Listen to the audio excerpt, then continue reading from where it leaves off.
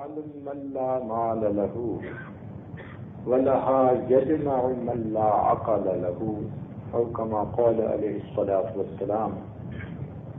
سبحان ربك رب العزة عما يصفون وسلام على المرسلين والحمد لله رب العالمين.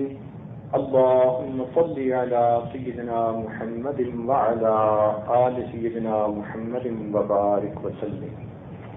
اللهم صل على سيدنا محمد وعلى آل سيدنا محمد وبارك وسلم. اللهم صل على سيدنا محمد وعلى آل سيدنا محمد وبارك وسلم. آج کا عنوان سالکین کے لیے بہت اہم ہے اور امید ہے کہ یہ عنوان عصر کی مجلس اور عشاء کی مجلس دونوں میں چلے گا.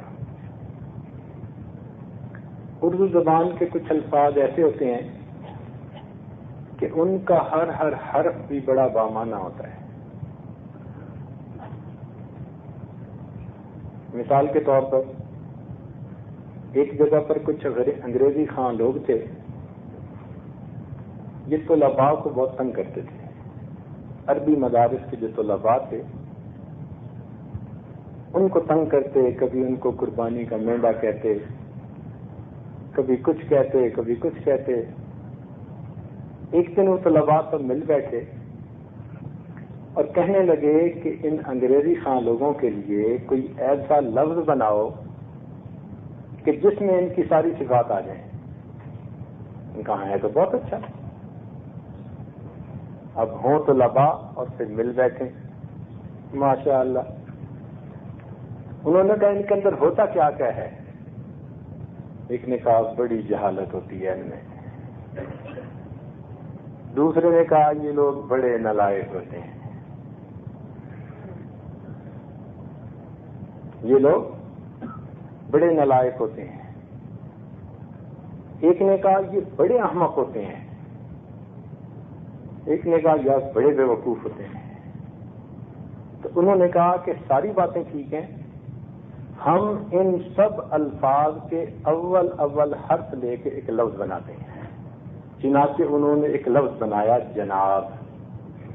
جیم سے جاہل، نون سے نالائق، الف سے احمق اور با سے بے وقوف. اور انہوں نے ہر انگریزی خواں کو جناب کہنا شروع کر دیا. ایسا لفظ مشہور ہوا کہ آج کسی کو پتہ ہی نہیں کہ یہ بنا کیسے. سب ایک دوسرے کو جناب کہتے پھرتے ہیں. تو جس طرح اس لفظ کا ہر حرف بامعنی ہے، اسی طرح ایک لفظ ہے دشمن. اس لفظ کا بھی ہر حرف بامعنی ہے. یہ جو دشمن کا لفظ ہے نا، یہ اللہ والوں نے بنایا ہے. یہ جناب کا لفظ تو طلباء نے بنایا شرارت کی نیت سے، لیکن دشمن کا لفظ اہل اللہ نے بنایا دلوں کی طہارت کی نیت سے، دلوں کی پاکیزگی کی نیت سے.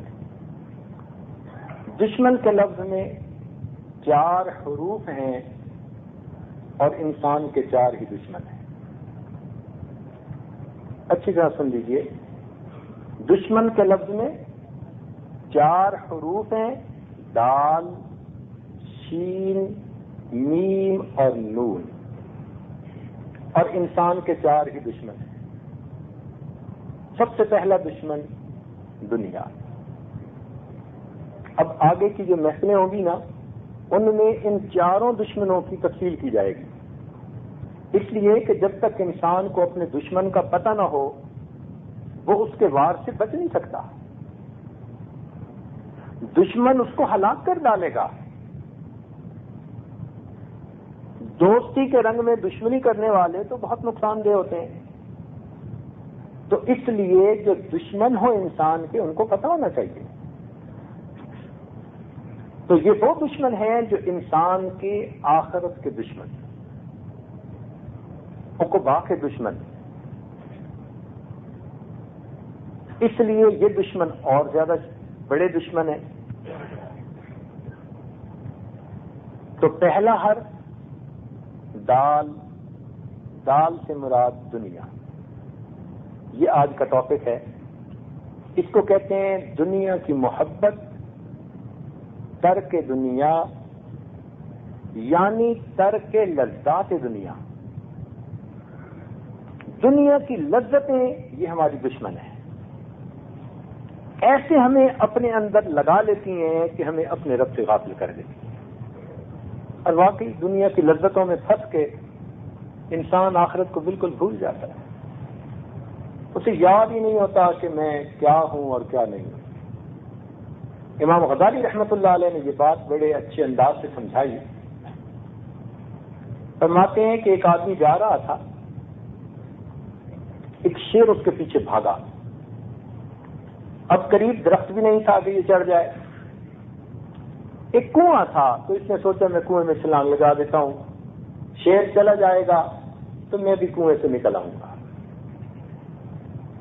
جب اس نے نیچے چھلانگ لگانے کے لیے دیکھا تو کیا دیکھتا ہے کہ پانی کے اوپر کالا ناگ تیر رہا ہے. اب پیچھے شیر، آگے کالا ناگ. حیران کہ اب کیا کروں؟ تو اس کو اس کنویں کی دیوار کے اوپر کچھ گھاس اگی ہوئی نظر آئی. گھاس اگاتی ہے کنویں کی دیواروں پہ. اس نے سوچا میں ان کو پکڑ کے لٹک جاتا ہوں، نہ اوپر رہوں گا کہ شیر کھائے، نہ نیچے جاؤں کہ سانپ ڈسے.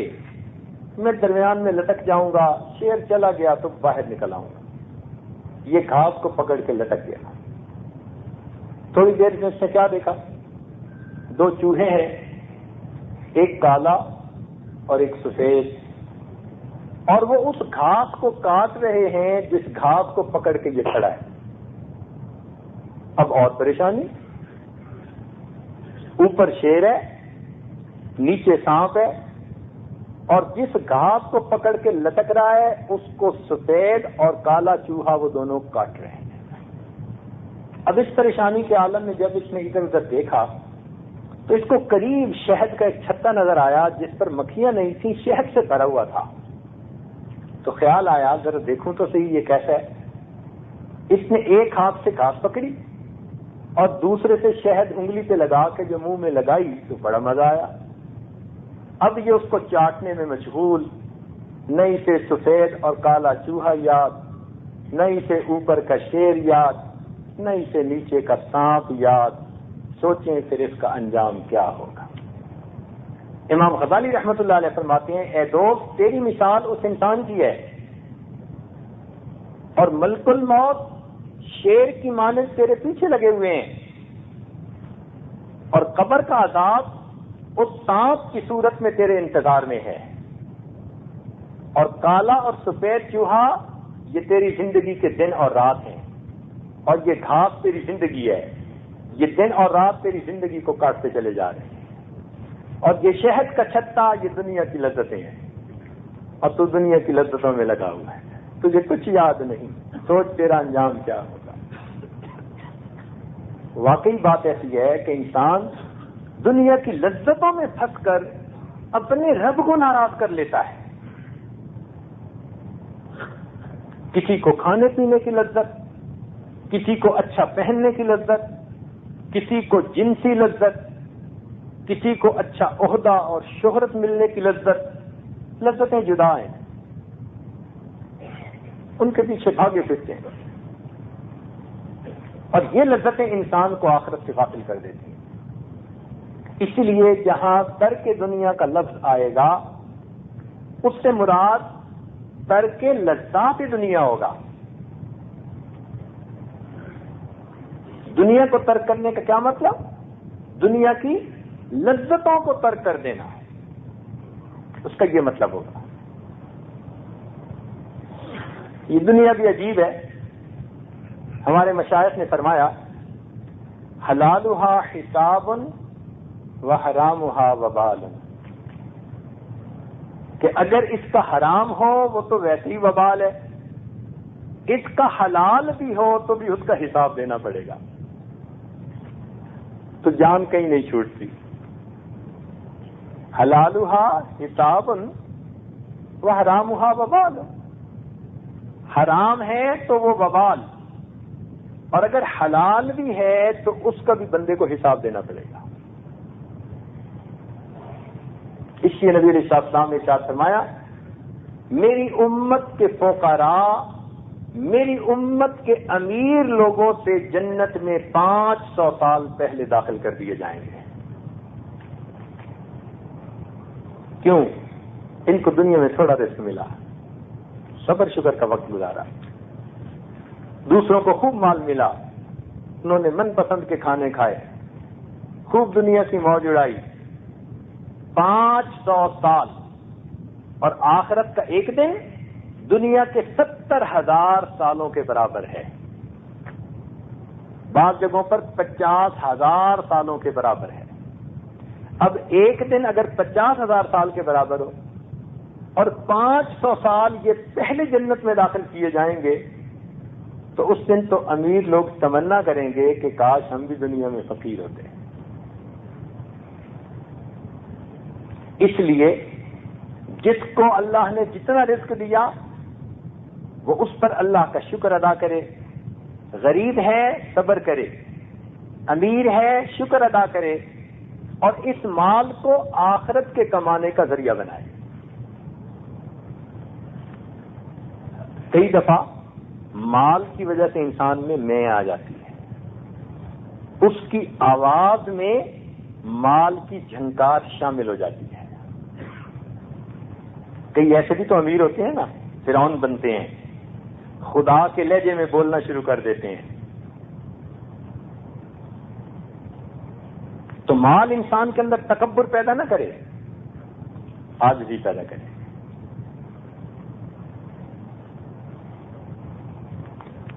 اور اگر کوئی امیر ہوگا مگر عاجزی ہوگی اور وہ اللہ کے قرب کے حصول کے لیے نیک بنے گا، تو وہ غریبوں کے اوپر فضیلت پا جائے گا۔ اس لیے فرمایا کہ کتنے لوگ ہوں گے جو دنیا میں نرم بستروں پر رہتے ہوں گے، آخرت میں اللہ ان کو جنت کے بچھونے عطا فرما دے۔ ایک مرتبہ نبی علیہ السلام کے پاس فقراء مدینہ آئے، یہ اصحاب صفہ، نبی علیہ السلام کے مدرسے کے ابتدائی طلباء، یہ غرباء تھے، کسی کے جسم پہ پورا کپڑا ہوتا تھا، کسی پہ پورا کپڑا بھی نہیں، سطر چھپانے کے لباس ہوتا تھا فقط۔ صحابہ کہتے ہیں کہ ہم ایک دوسرے کی اوٹ میں بیٹھتے تھے کہ ننگے بدن پہ محبوب کی نظریں نہ پڑ جائیں، یہ حال ہے۔ اور انہوں نے آ کر کہا، اے اللہ کے نبی، ہمیں اللہ نے جس حال میں رکھا ہم راضی ہیں، مگر ہم یہ چاہتے ہیں کہ آخرت کے درجات تو ہمیں بڑے ملے، تو ہمیں کچھ بتا دیجیے۔ تو نبی علیہ السلام نے فرمایا، ایسے کرو، جب نماز پڑھو تو 33 مرتبہ سبحان اللہ، 33 مرتبہ الحمدللہ اور 34 مرتبہ اللہ اکبر پڑھ لیا کرو۔ ان کے پڑھنے سے اللہ آپ کو آخرت کے بلند رتبے عطا کر دیں گے، آخرت کی سب نعمتیں مل جائیں گی۔ اب یہ بڑے خوش واپس آ گئے کہ ہمیں تو نسخہ مل گیا۔ اب انہوں نے نمازوں کے بعد جناب پڑھنا شروع کر دیا، چپ کے پڑھ رہے ہیں۔ اب جو امیر صحابہ تھے جن کو اللہ نے فراخی دی تھی، ان کا بھی تو رجوع اللہ کی طرف تھا۔ اب وہ بھی دیکھنے لگے کہ بھائی کوئی ادھر بیٹھا ہے، کوئی ادھر بیٹھا ہے، لگے ہوئے ہیں، آخر کوئی نہ کوئی بات تو ہے۔ وہ بھی ٹو میں لگ گئے۔ چنانچہ جب انہوں نے کہیں سے کھود کرید کر لی تو ان کو بات کا پتہ چل گیا، انہوں نے بھی عمل کرنا شروع کر دیا۔ جب انہوں نے یہ عمل کرنا شروع کر دیا اور ان فقراء کو پتہ چلا کہ جی اب تو عمراء نے بھی یہ عمل شروع کر دیا، اب ہم آگے کیسے بڑھ سکتے ہیں، یہ پھر نبی علیہ السلام کی خدمت میں آئے۔ اللہ کے نبی، جو نسخہ بلندی درجات کا آپ نے ہمیں بتایا تھا وہ تو امیر بھی کر رہے ہیں۔ آپ نے فرمایا ذالک فضل اللہ یؤتیہ من یشاء، یہ تو پھر اللہ کا فضل ہے، جس کو چاہے دے دے۔ تو اگر نیکی کے ساتھ اللہ دنیا کا رزق زیادہ دے تو یہ اللہ کا فضل ہے، اور اگر یہ مال دنیا داری کا ذریعہ بنے، تکبر کا ذریعہ بنے، شہرت اور ریاکاری کا ذریعہ بنے، پھر یہ انسان کے لیے وبال ہے۔ اس لیے اس ٹاپک کو کھولنا بہت ضروری ہے، صحیح پتہ چلے، افراط و تفریط سے انسان بچے۔ حدیث پاک میں فرمایا گیا حب الدنیا رأس کل خطیئہ، دنیا کی محبت تمام برائیوں کی جڑ ہے. دنیا کی محبت تمام برائیوں کی بنیاد ہے. ہر برائی اسی سے جنم لیتی ہے کہ دل میں دنیا کی محبت ہوتی ہے. اور ہمارے مشائخ نے اس حدیث کو سامنے رکھ کر چند الفاظ اور بڑھا دیے مطلب سمجھانے کی خاطر. فرمایا حب الدنیا رأس کل خطیئہ وترکها مفتاح کل فضیلہ، اور دنیا کا ترک کر دینا یہ ہر فضیلت کی کنجی ہے. تو دنیا کو ترک کر دینے کا کیا مطلب؟ یہ نہیں ہے کہ بیوی بچے ماں باپ کو چھوڑ کر ایک غار بنا لی اور وہاں جا کے مصلی بچھا دیا. لا رہبانیت فی الاسلام، اسلام میں رہبانیت نہیں ہے. والرہبانیت ابتدعوها ما كتبناها علیہم، اللہ تعالیٰ قرآن میں فرماتے ہیں کہ یہ رہبانیت تو بدعت تھی جو ان عیسائیوں نے نصارہ نے گھڑ لی تھی، اللہ نے اس کا حکم نہیں دیا تھا. تو ترک دنیا اس کو نہیں کہتے، وہ تو کام چور لوگوں کا کام ہوتا ہے. کام کو دل نہیں کرتا، یہ ہم تو بڑے توکل کرتے ہیں.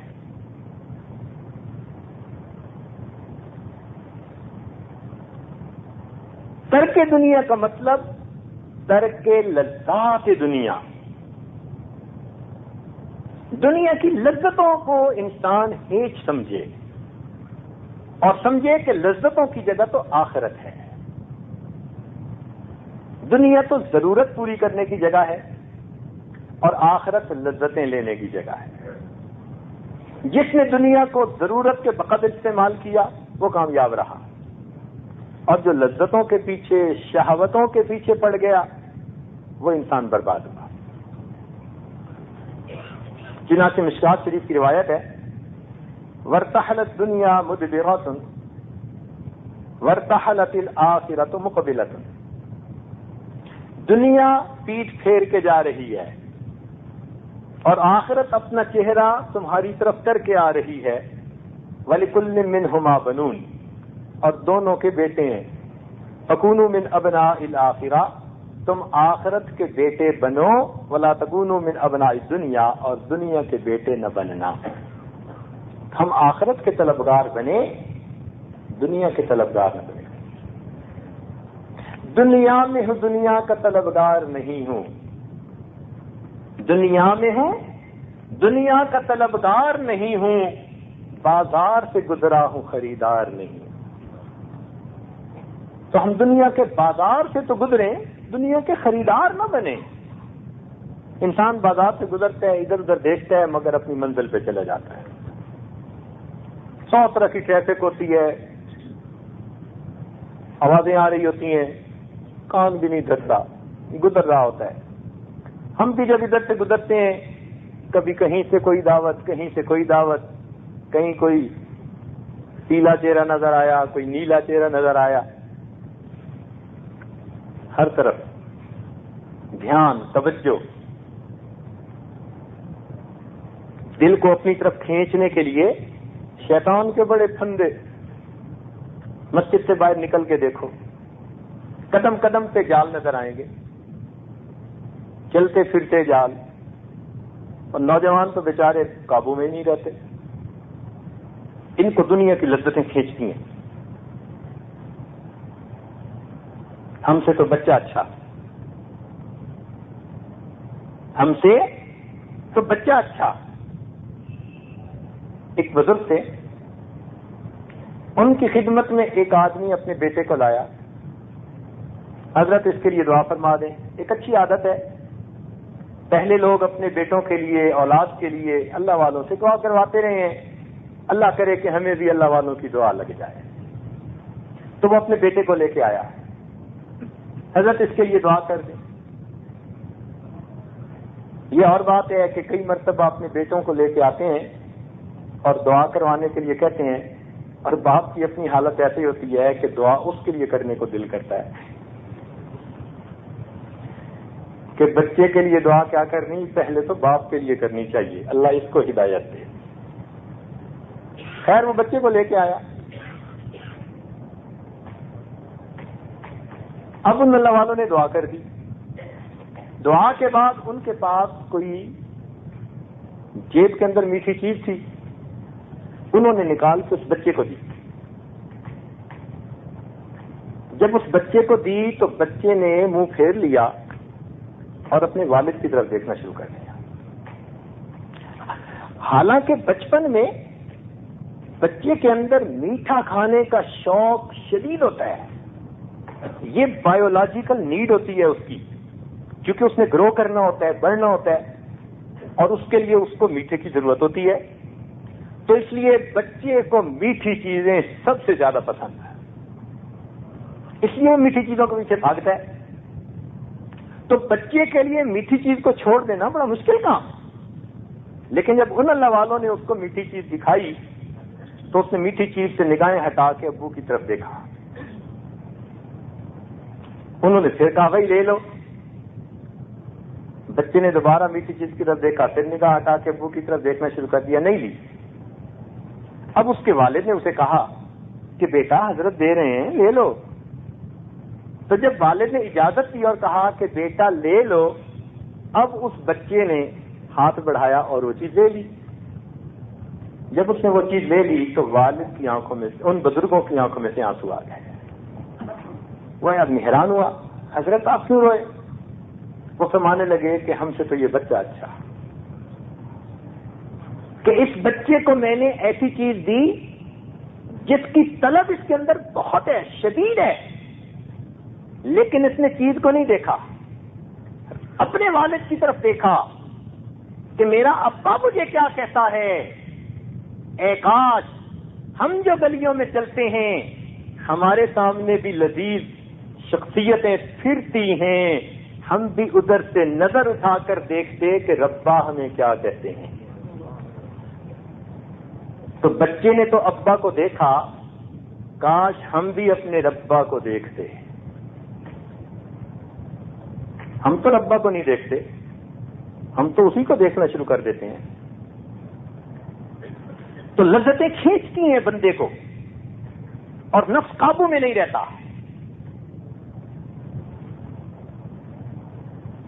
اس لیے نبی علیہ السلام نے ارشاد فرمایا دنیا ہاروت اور ماروت سے بڑی جادوگرنی. ہاروت اور ماروت دو فرشتے تھے, اللہ تعالیٰ نے انسانوں کے امتحان کے لیے ان کو جادو کا علم دے کر بھیجا, مگر ہمیں منع فرما دیا اس کو سیکھنے سے, استعمال کرنے سے. امتحان ہمارے لیے امتحان, جو سیکھنے آتا تھا وہ اس کو بتا دیتے تھے کہ یہ نقصان دہ ہے, لوگ پھر بھی سیکھتے تھے جو غافل تھے. اس جادو سے وہ میاں اور بیوی کے درمیان جدائی ڈال دیتے تھے, دلوں میں نفرتیں ہو جاتی تھی. تو نبی علیہ السلام نے ارشاد فرمایا کان سحر ہاروت و ماروت یفرق بین المرء و زوجی. ہاروت اور ماروت کا جو جادو تھا وہ میاں اور بیوی کے درمیان جدائی ڈال دیتا تھا. وہذہ السحارۃ, اور یہ دنیا ایسی جادوگرنی ہے بین العبد و ربی, یہ بندے اور اس کے رب کے درمیان جدائی ڈال دیتی ہے.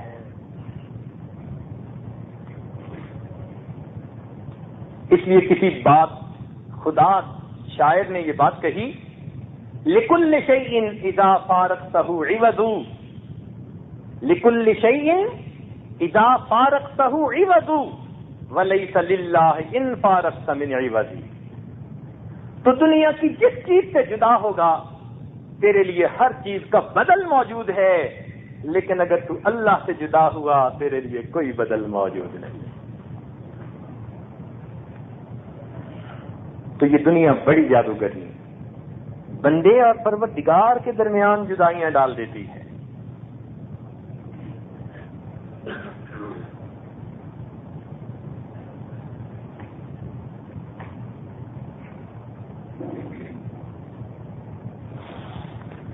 حضرت سلمان فارسی رضی اللہ تعالیٰ عنہ جلیل القدر صحابی, ہمارے سلسلہ نقشبندیہ میں سیدنا صدیق اکبر عنہ کے بعد ان کا نام آتا ہے. نبی علیہ السلام کو اتنی محبت تھی کہ آپ نے ارشاد فرمایا السلمان منا اہل البیت، سلمان تو میرے اہل بیت میں سے ہے.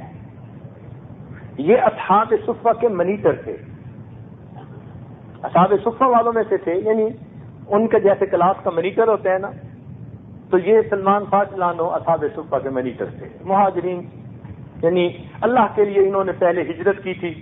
لمبا واقعہ ہے. آتش پرست کے بیٹے تھے، پھر کئی استادوں سے ہوتے ہوتے بالآخر نبی علیہ الصلوۃ والسلام کی خدمت میں حاضر ہوئے. ان کی بات ہے، ان کی اور حضرت ابو درداء رضی اللہ تعالیٰ عنہ، ان کا آپس میں بھائی چارہ تھا، مواخات تھی. نبی علیہ السلام نے صحابہ کو بھائی بھائی بنا دیا تھا، تو ان کی آپس میں مواخات تھی. یہ ایک دوسرے کو اپنے حالات بتاتے رہتے تھے، جیسے جگری دوست ایک دوسرے سے مشورے کرتے رہتے ہیں، بتاتے رہتے ہیں. ابو درداء رضی اللہ عنہ بیت المقدس آ گئے اور انہوں نے وہاں رہنا شروع کر دیا. انہوں نے سلمان فارسی لانو کو خط لکھا اور خط میں لکھا الحمدللہ الذی انزلنی فی الارض المقدس، اللہ تعالیٰ کے لیے سب تعریفیں ہیں جس نے مجھے مقدس جگہ پر وارد ہونے کی توفیق بخشی. وَآتَانِيَ اللَّهُ مَالًا وَأَوْلَادًا، اور اللہ تعالیٰ نے مجھے مال اور اولاد عطا فرمائی ہے، یعنی خوب مال ہے اور خوب اولاد ہے، اور میں مقدس جگہ پر رہتا ہوں. سلمان فارسی نے جب یہ پڑھا تو آپ نے اس خط کا جواب لکھا. جواب میں فرمایا فَعَلَمْ يَا أَبِي الدَّرْدَاء، اے ابو درداء آپ اس بات کو جان لیجئے ان الارض المقدس لا تقدس الانسان، مقدس جگہ انسان کو مقدس نہیں بنایا کرتی، ولکن تقدس الانسان بالاعمال الصالحہ، انسان کا تقدس تو نیک اعمال کی وجہ سے ہوتا ہے، والاخلاق الفاضلہ، یا اچھے اخلاق کے ساتھ ہوتا ہے. اور آخر کے اوپر نصیحت کے طور پر لکھا فیا لیتا آتاک اللہ بدل المال علما نافعا وبدل الاولاد عملا صالحا، اے کاش اللہ تعالیٰ تجھے مال کے بدلے علم نافع عطا فرما دے اور اولاد کے بدلے میں عمل صالح عطا فرما دے. تو اس سے اندازہ لگائیے کہ صحابہ کی نظر کس چیز پر رہتی تھی. وہ دنیا کی ان چیزوں کے پیچھے نہیں بھاگتے تھے، ہر نظر آخرت کی طرف. عقل دو طرح کی ہے، ایک کو کہتے ہیں عقل معاش اور ایک کو کہتے ہیں عقل معاد. ایک ہے عقل معاش اور ایک ہے عقل معاد. عقل معاش وہ ہوتی ہے کہ جو دنیا کے فائدے سوچنے والی ہو. جیسے کچھ لوگ کیسے تیز دین کے معاملے میں کہیں گے جی ہمیں تو کچھ بس سمجھ ہی نہیں ہے، دنیا کے معاملے میں کانٹے.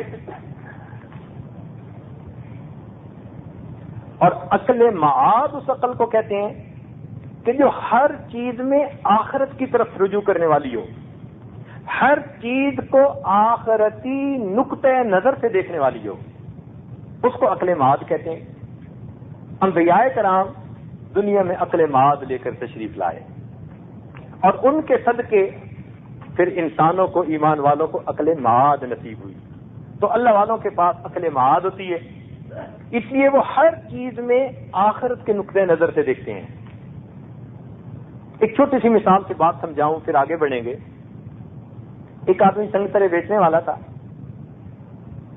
اچھے سنگترے لے لو سنگترے، وہ سنگترے بیچ رہا تھا. ایک اللہ والے نے جب آواز سنی تو ان پر تو عجیب حال طاری ہوا، اللہ اللہ اللہ، عجیب کیفیت ان کی. کسی نے پوچھا جب افاقہ ہوا کہ حضرت کیا بنا؟ فرمایا تم نے نہیں دیکھا کہ وہ کیا کہہ رہا تھا؟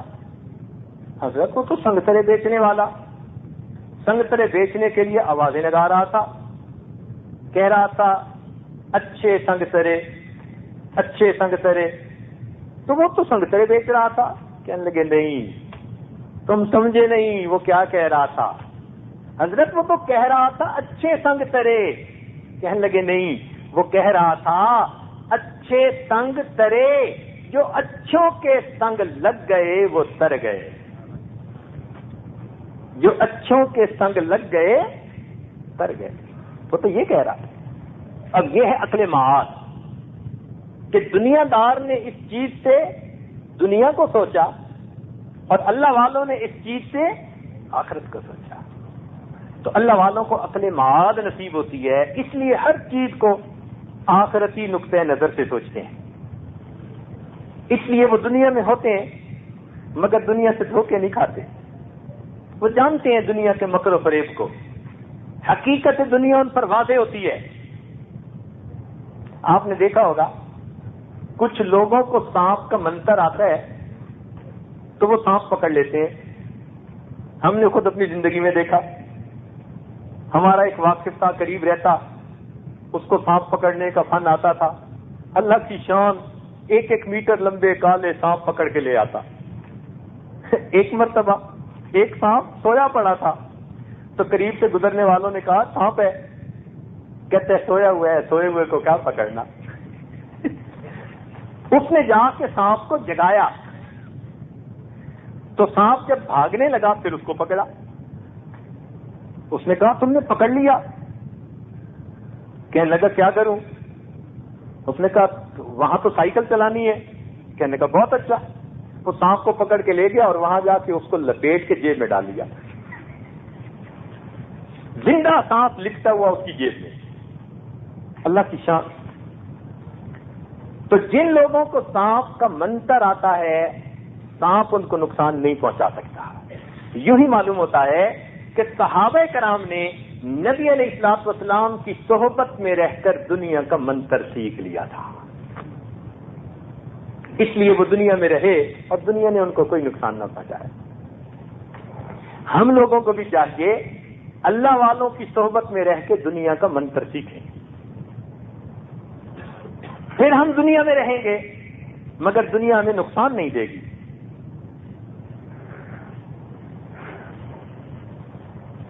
حضرت علی رضی اللہ عنہ اپنے کئی دفعہ محراب میں کھڑے ہو کر کہتے یا سفرا یا بیضا غر غیری، اے سونا اے چاندی میرے غیر کو دھوکہ دے، میں تیرے دھوکے میں آنے والا نہیں. تو وہ دنیا کے دھوکے میں نہیں آئے. حضرت اکبر ثانی رحمۃ اللہ علیہ نے ایک عجیب بات لکھی ہے. وہ فرماتے ہیں کہ عام مسلمان، عامت المسلمین تو یہ سمجھتے ہیں کہ صحابہ کی سب سے بڑی کرامت یہ ہے کہ حضرت سعد ابن ابی وقاص رضی اللہ تعالیٰ عنہ کا لشکر دریا میں سے بحفاظت بسلامت گزر گیا.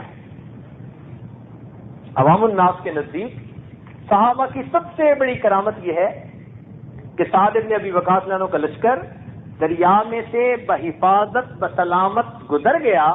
وہ اس کو بڑا کام سمجھتے ہیں، بڑی کرامت سمجھتے ہیں. مگر فرمایا کہ اہل علم کے نزدیک صحابہ کی سب سے بڑی کرامت یہ ہے کہ وہ اپنے ایمان کو اس دنیا کے دریا سے بحفاظت بچا کر لے گئے. یہ ان کی سب سے بڑی کرامت ہے، اپنے ایمان کو اس دنیا کی لذتوں کے دریا میں سے بحفاظت بچا کر لے گئے. اس لیے صحابہ کرام ہر وقت آخرت کی طرف رجوع رکھتے تھے. حضرت عمر رضی اللہ عنہ کا تو یہ حال تھا، پینے کے لیے پانی مانگا اور کسی نے شربت لا کے دے دیا تو اب پیتے ہوئے رونے لگ گئے.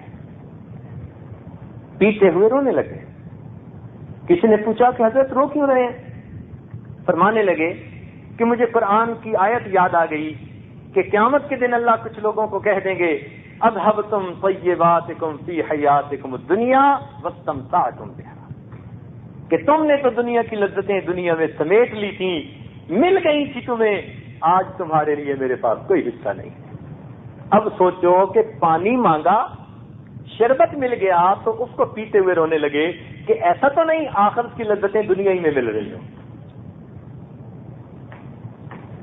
تو صحابہ اتنا ڈرتے تھے، اس لیے روتے رہتے تھے، مانگتے رہتے تھے. حالت ان کی یہ تھی کہ گزران بڑا مشکل تھا. صحابہ کرام نے، جن میں سے حضرت علی عنہ بھی تھے، آپس میں بیٹھ کے مشورہ کیا کہ امیر المومنین کا جو بیت المال سے مشاہرہ ہے وہ بہت تھوڑا ہے، بڑی تنگی ہے، کچھ بڑھانا چاہیے۔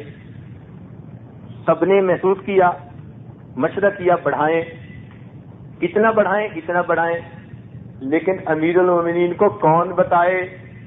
کوئی تیار نہیں، کوئی تیار نہیں۔ اب مشورہ کر کے انہوں نے کہا اچھا ان کی بیٹی سیدہ حفصہ رضی اللہ تعالی عنہا وہ ام المومنین ہے، امت کے لیے ماں ہے، تو ہم ان کی خدمت میں گزارش کر دیتے ہیں، وہ اپنے والد گرامی کو یہ بات پہنچا دیں گی۔ چنانچہ انہوں نے ایک وقت میں حضرت عمر رضی اللہ عنہ کو بتایا کہ ابا جان اس طرح کچھ حضرات سوچتے ہیں کہ آپ کا مشاہرہ تھوڑا بڑھا دینا چاہیے، تنگی میں وقت گزرتا ہے۔ فرمایا کہ یہ کس کس سے مشورہ کیا؟ ان کا نام نہیں بتاؤں گی، نام نہیں بتاؤں گی۔ فرمان لگے حفصہ اگر تو مجھے نام بتا دیتی تو میں ان کو ایسی سزا دیتا کہ ان کے جسموں پہ نشان پڑ جاتے، ایسی ان کو سزا دیتا کہ ان کے جسموں پہ نشان پڑ جاتے کہ یہ لوگ مجھے دنیا کی لذتوں کی طرف مائل کر رہے ہیں۔ اور پھر فرمایا حفصہ تو مجھے بتا کہ تیرے گھر میں نبی علیہ السلام کا گزران کیسا تھا؟ تو کہنے لگی میں نے بتایا کہ آپ صلی اللہ علیہ وسلم کے پاس ایک جوڑا تھا پہننے کے لیے اور گیرو رنگ کا ایک کپڑے تھے، وہ کبھی لشکر کے کسی آنے پر یا جمعہ کے دن اس کو پہنا کرتے تھے، اور کھجور کی چھال کا تکیہ تھا، اور ایک کمبل تھا، اس کو سردیوں کے اندر آدھا نیچے آدھا اوپر لے لیتے تھے، جب گرمی آتی تھی تو اس کو نیچے بٹھا لیتے تھے، اور نبی علیہ السلام کے پاس کئی دن تک ان کے چولہے میں آگ نہیں جلتی تھی۔ ایک مرتبہ میں نے گھی کے ڈبے کی تلچھٹ جو تھی اس پہ روٹی کو چپڑ دیا تو نبی علیہ السلام خود بھی اس کو شوق سے کھا رہے تھے، دوسروں کو بھی کھلا رہے تھے۔ یہ نبی علیہ السلام کا گزران تھا۔ تو پھر عمر رضی اللہ عنہ نے فرمایا کہ حفصہ نبی علیہ السلام نے ایک راستے پر زندگی گزاری، ان کے بعد امیر المومنین ابوبکر صدیق لانو نے اسی راستے پر زندگی گزاری، وہ اپنے محبوب سے مل گئے۔ اگر میں اس راستے پر چلوں گا پھر ان کو مل سکوں گا، میرا راستہ بدل جائے گا تو منزل بھی بدل جائے گی۔ آپ اندازہ کیجئے کہ تھوڑا سا مال زیادہ آنے کے اوپر بھی اتنے خفا۔ ان حضرات نے یوں سمجھ لیا تھا کہ یہ دنیا کی زندگی تو بس ختم ہونے والی ہے، اس لیے بس ضرورت کے بقدر پورا کرو اور لذتیں آخرت میں، لذتیں آخرت میں۔ سیدنا صدیق اکبر رضی اللہ عنہ کی اہلیہ کے دل میں بڑی تمنا تھی کہ کوئی سویٹ ڈش تیار کریں۔ انہوں نے کہا کہ جی کچھ پیسے دیں۔ صدیق اکبر رضی اللہ عنہ نے فرمایا کہ پیسے تو نہیں ہیں۔ انہوں نے سوچا اچھا روز کا جو خرچہ ملتا ہے نا میں اس میں سے تھوڑا تھوڑا بچاتی رہتی ہوں اور اس سے میں بنا لوں گی۔ چنانچہ ایک دن انہوں نے سویٹ ڈش بنائی، خود بھی کھائی اور صدیق اکبر رضی اللہ عنہ کو بھی پیش کی۔ آپ نے پوچھا کہ یہ پیسے کہاں سے آئے؟ وہ کہنے لگی جو روز کا خرچہ دیتے ہیں نا تو اس میں سے تھوڑا تھوڑا میں نے بچا کے یہ تیار کر لی۔ آپ نے فرمایا بہت اچھا، ثابت ہوا کہ یہ خرچہ ہماری ضرورت سے زیادہ ہے، آپ نے اسے آئندہ ماہ کے لیے بیت المال میں واپس کر دیا۔ یہ سیدنا صدیق اکبر رضی اللہ عنہ کا معاملہ تھا۔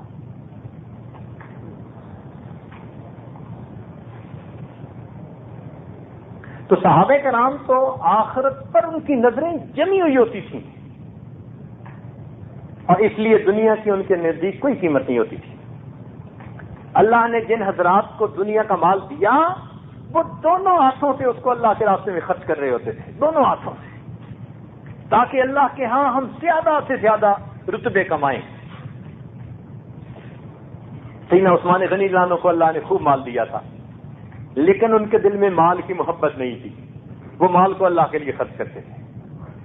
چنانچہ ایک کنواں تھا بئر روما، یہودی کا تھا۔ مسلمانوں کے پاس اس وقت پانی کی تنگی بڑی تھی، وہ اس سے خریدتے تھے یہودی سے۔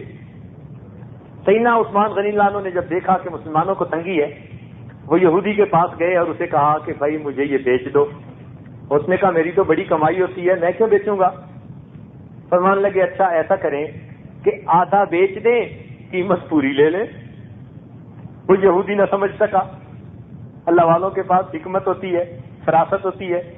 اس نے کہا یہ ٹھیک ہے کہ آدھا حق دوں گا، قیمت پوری لوں گا.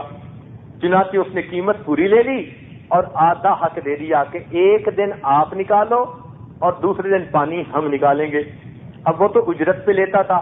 جب آپ نے اس کو پیسے دے دیے، طے ہو گیا، اعلان کروا دیا کہ میری باری کا دن جو ہے وہ مسلمان ہو یا کافر سب کے لیے اجازت ہے بغیر پیسے کے اللہ کے لیے پانی استعمال کرے. اب جب لوگوں کو ایک دن فری پانی ملنے لگا تو خریدنے والا کون ہوتا؟ اب اس سے خریدنے والا کوئی نہیں. چنانچہ چند مہینوں کے بعد آیا، جی آپ مجھ سے باقی آدھا بھی خرید لیں. ماشاء اللہ، آپ نے باقی آدھا بھی خرید کر سب کو اللہ کے لیے وقف کر دیا.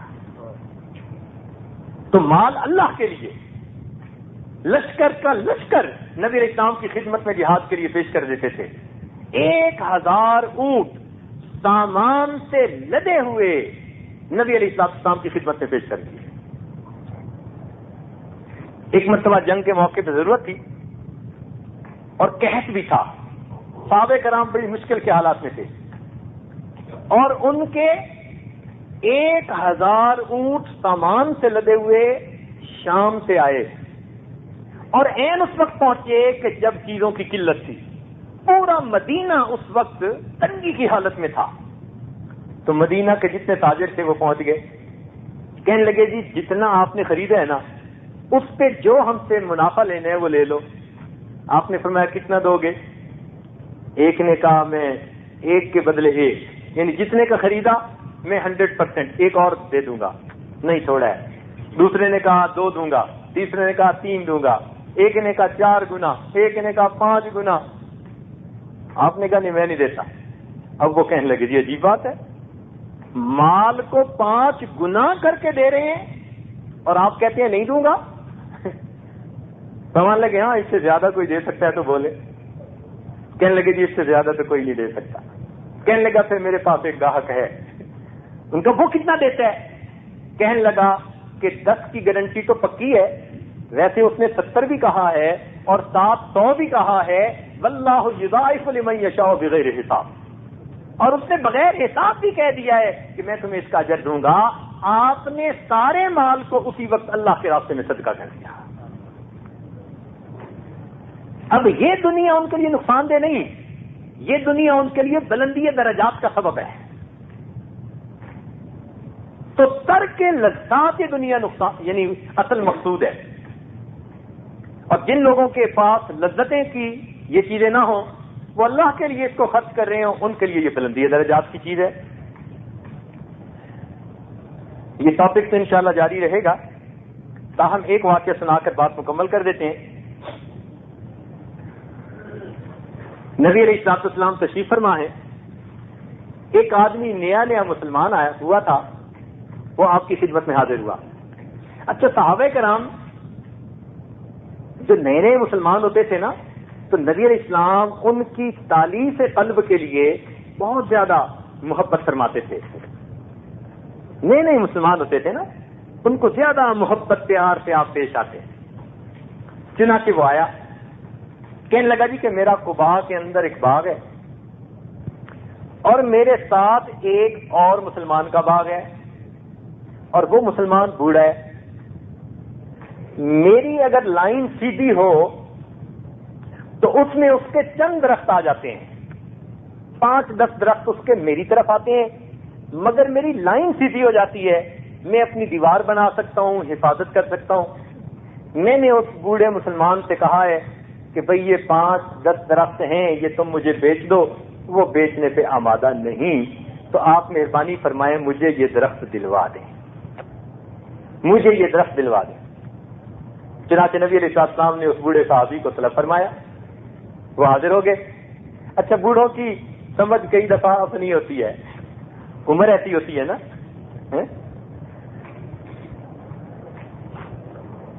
بوڑھا آدمی تو بتا بھی نہیں سکتا کہ اس کو کیا کیا تکلیف. اٹھتا ہوں تو کمر میں درد ہوتی ہے، اس نے کہا بڑھاپا ہے. میں جلدی تھک جاتا ہوں، بڑھاپا ہے. راتوں کو نیند نہیں آتی، اس نے کہا بڑھاپا ہے. جب اس نے ہر بات کے کہا بڑھاپا ہے بڑھاپا ہے بڑھاپا ہے، تو بوڑھے میاں کو غصہ آیا. کہنے لگے یہ کیا؟ بڑھاپا ہے بڑھاپا ہے بڑھاپا ہے. کہنے لگا بڑے میاں یہ بھی بڑھاپا ہے.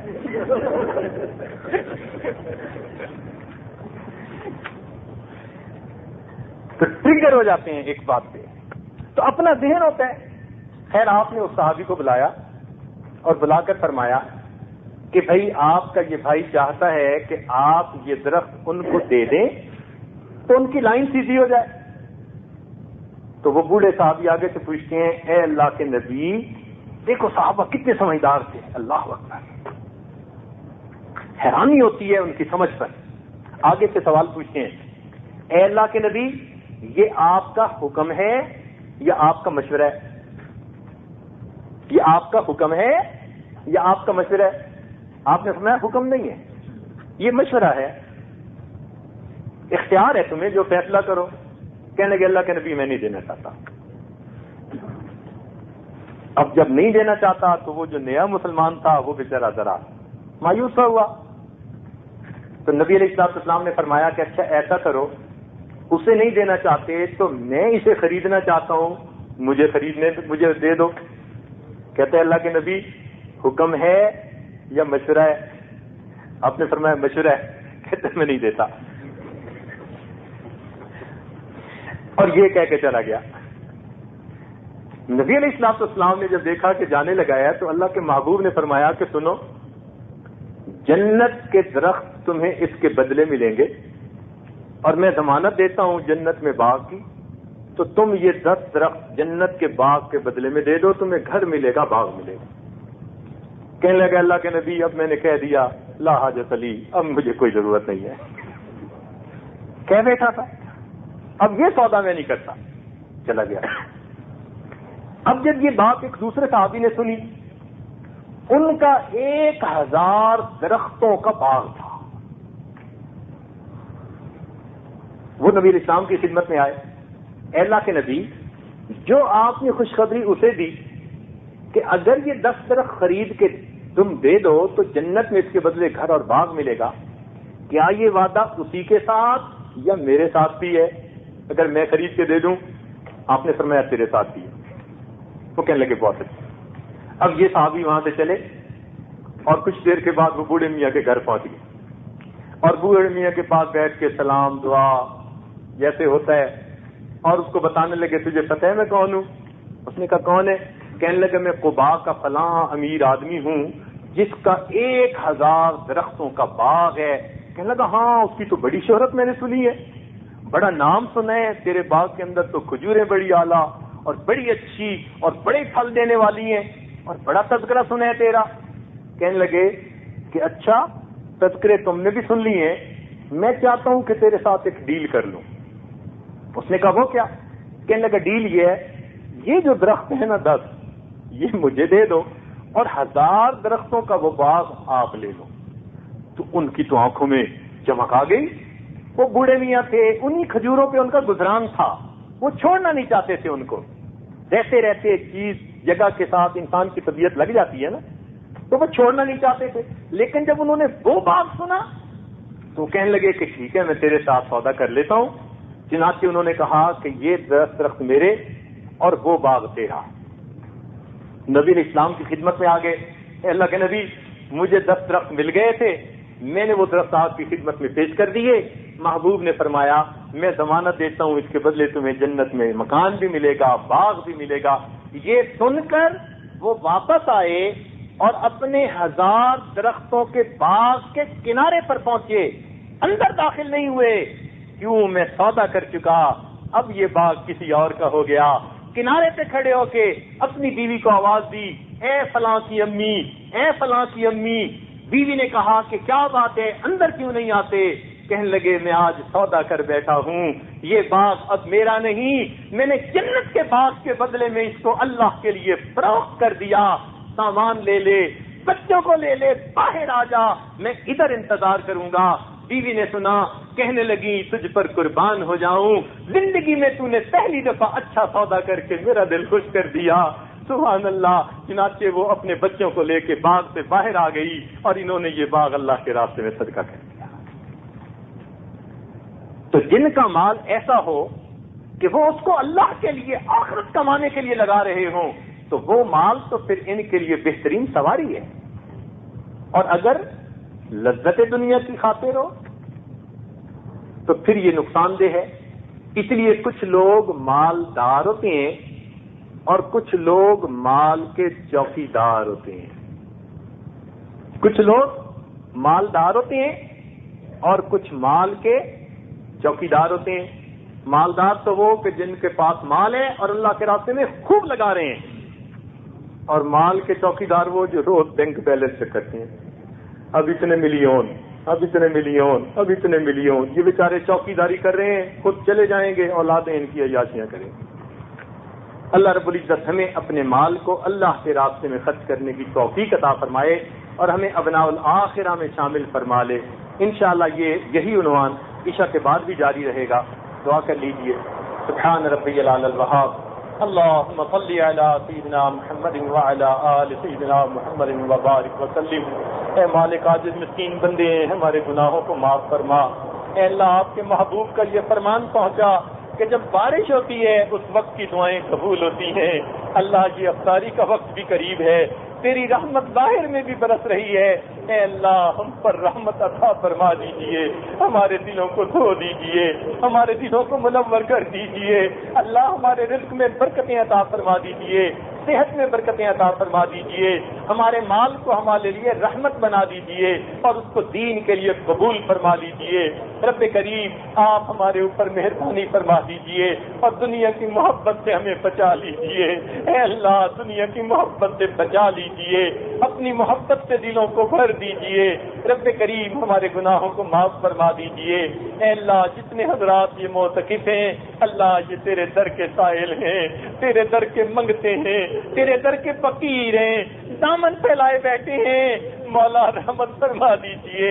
اللہ ہم پر رحمت فرما دیجئے, ہماری بخشش فرما دیجئے, ہم پر احسان فرما دیجئے.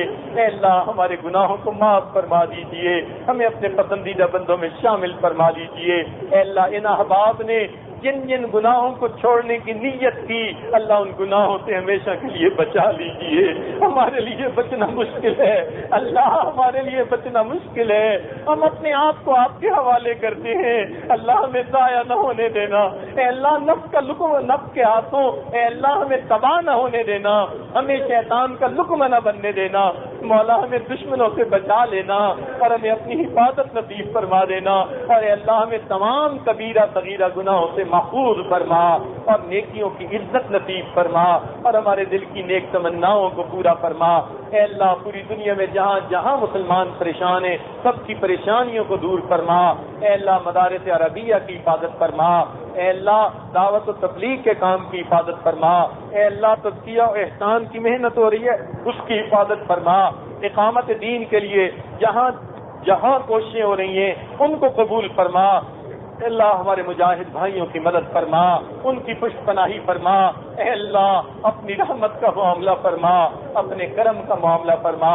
اے اللہ جنہوں نے دعاؤں کے پیغامات دیے, وعدے لیے یا جن کے ہمارے اوپر حقوق آتے ہیں ان سب کو ان دعاؤں میں شامل فرما.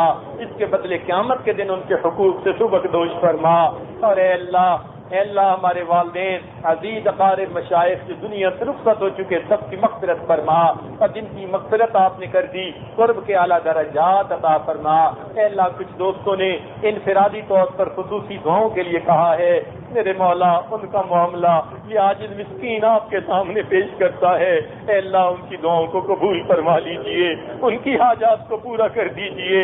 اے اللہ ان کے حسن ظن کے مطابق خیر کا معاملہ فرما دیجئے. ہماری ان دعاؤں کو اپنی رحمت سے قبول فرما لیجئے. جو مانگا اللہ میں وہ بھی عطا فرما, جو مانگنا چاہیے تھا نہیں مانگ سکے وہ بھی عطا فرما.